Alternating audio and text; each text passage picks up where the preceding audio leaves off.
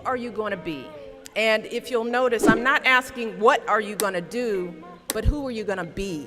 I'm asking you about how you plan to live your life every day.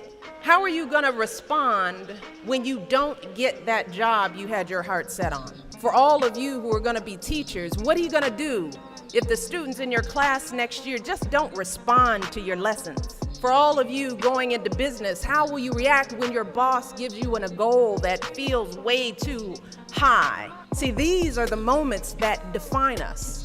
Not the day you get the promotion, not the day you win Teacher of the Year, but the times that force you to claw and scratch and fight just to get through the day. The moments when you get knocked down and you're wondering whether it's even worth it to get back up. See, those are the times when you've got to ask yourself, who am I going to be?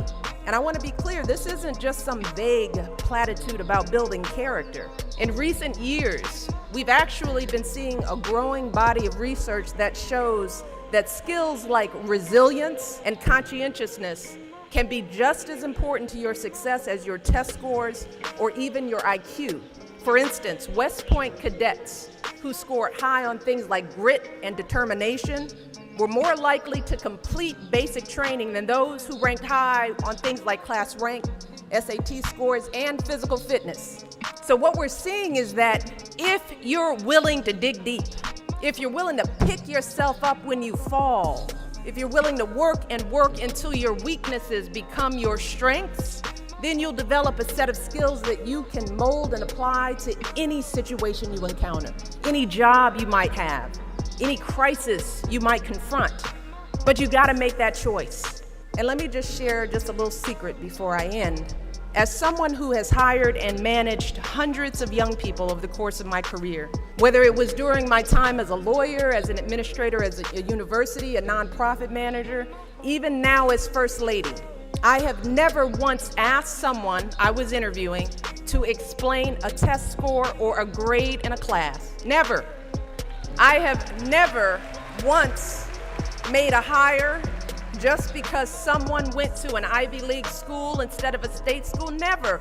What I have looked for is what kind of person you are. Are you a hard worker? Are you reliable?